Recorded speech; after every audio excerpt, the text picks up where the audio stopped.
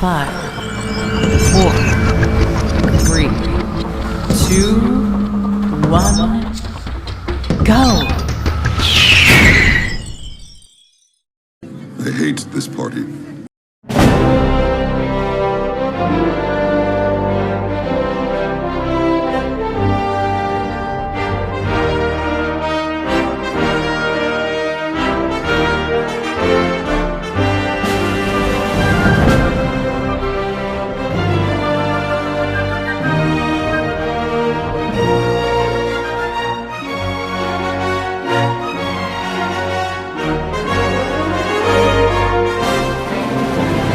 Hello and welcome back to the Orville Reviews, where we take a look at the series, and now that we've gotten past the potholes of the first 3 episodes of this season, again, apologies to anyone who liked those episodes, we now work our way into the middle part of the season, and the quality of these shows begin to improve quite a bit. With that in mind, let's look at a few of the details.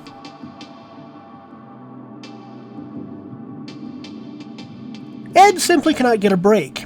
He started the series discovering his wife in the midst of an affair. He gets saddled with the ex-wife as his first officer. He falls for a con artist, and so on and so forth. He lands the very beautiful dark matter specialist who just came aboard at the beginning of the season and decides to take her on a vacation. This turns out to be a trap, as the shuttle that Ed and Janelle are on is captured by the Krill, who start interrogating Ed for his command codes. If he refuses, Janelle will be tortured, which seems to compel Ed to give up the information. Fake information, it turns out. Janelle is revealed to be Talea, the female Krill teacher from Season 1's episode Krill. And even better, she made it clear that this might happen.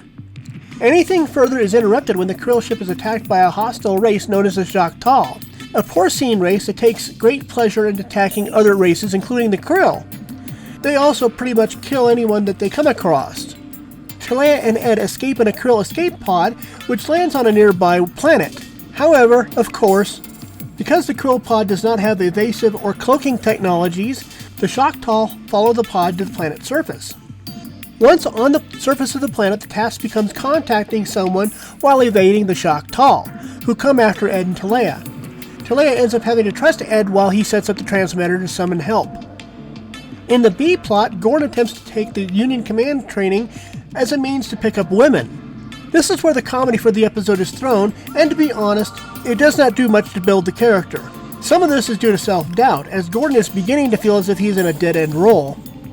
I, for one, am glad that this season takes a slightly more serious approach to itself, because while I get the humor, and I get that Seth MacFarlane was originally a comedy guy, I find that most of the comedy is a distraction.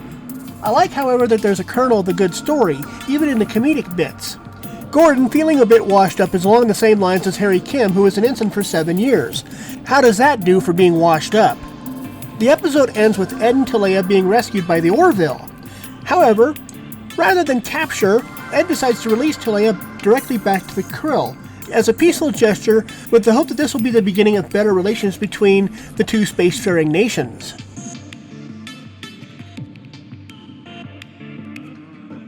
After the inhabitants of the planet Regor 2 send a message into deep space, it is answered by the Orville, who initiates first contact procedures. A seemingly minor point is that both Kelly and Borthday are having birthdays within a relatively short time of each other.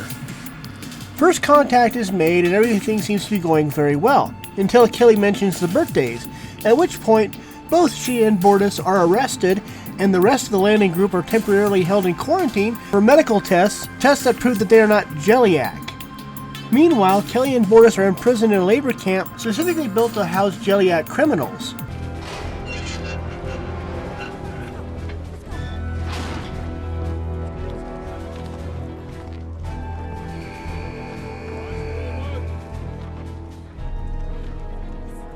Commander, what is this? Bad birthday.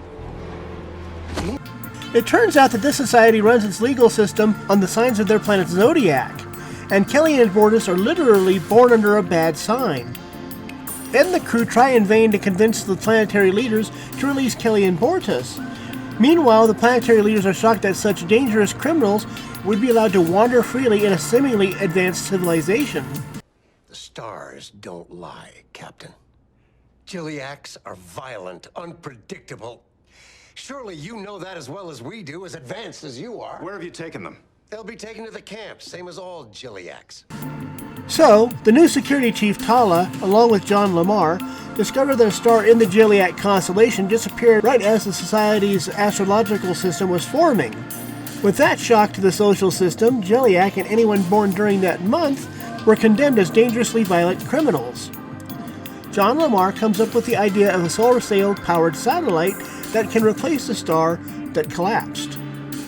The satellite is deployed, and just in time. Kelly and Borthday had seen the mistreatment of the prisoners at the camp firsthand, and they had attempted to escape. They were about to be executed when the planet's leader saw the restored constellation of Gilliac in the sky and canceled the execution.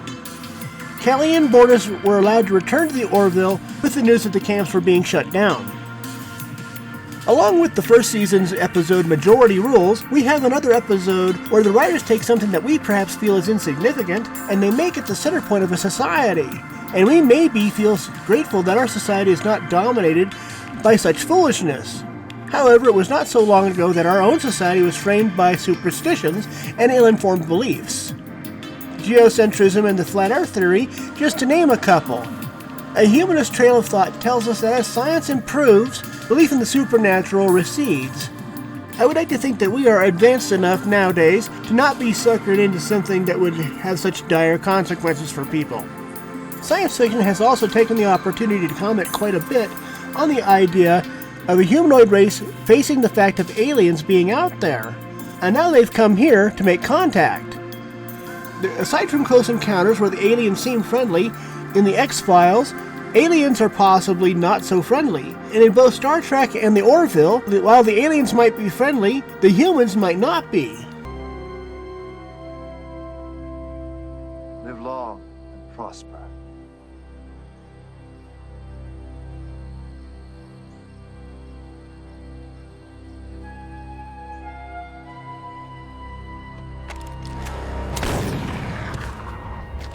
Board that ship! Take everything you can!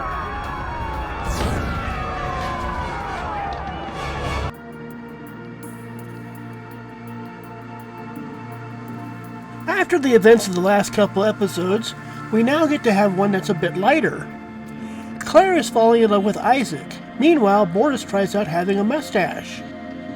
Isaac, however, takes the whole thing as an opportunity to study human intimacy, and even goes through with using the simulator to appear human. And this is a really good opportunity for Mark Jackson to appear without the Isaac costume. It's all good until Isaac continues to take the relationship further. Much further. Without the time period normally involved for such progression. The result is a complete laugh, even though Claire is broken up over it. Ah, you are home. It is about time. Isaac, what are you doing? I am awaiting my dinner. This has caused me to become displeased. You don't eat. And what the hell are you wearing? Is that underwear? Affirmative. I thought we were going out tonight. I was looking forward to trying that butter cake at Muska's. The last thing you need is more dessert. Excuse me? As I am incapable of stuttering, I must conclude that you heard me. Okay, you're gonna tell me what's going on right now, beginning with an apology for what you just said. I am sorry you are upset. Perhaps you are on your period. Get out! Right now! While Isaac has to figure out what to do about his relationship with Claire, Borthday is simply ordered by Clyden to drop the mustache. In the end, Claire and Isaac make up, and the scene is a pretty nice ending for the episode. So dark up above,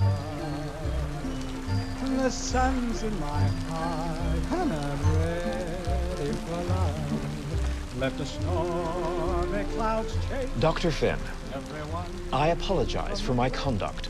Further analysis of human interaction has informed me that a relationship is best served when both parties make a commitment to its longevity. I wish to attempt this. Episode 8 of the first season was just simply not that good. But one of the things that was established was the relationship between Claire and Isaac that begins to get played out here. And this is a good thing. You want to have a good grounding for a relationship rather than what some shows do, which is that they present the audience with the relationship and then demand that we care about it with no buy-in. So, although for the most part we realize that the relationship is unrealistic, it is still a payoff that has been earned. I gave Nothing on Earth Excepting Fishes a 6.5 star rating. I gave All the World is Birthday Cake a 6 star rating. And I gave A Happy Refrain a 7 star rating. With that happy note, we come to the end of this episode of the Orville Reviews. If you like what I am doing here and would like to see more, please feel free to like, subscribe, and comment below. For a small but growing channel such as mine, any and all support and feedback would be appreciated.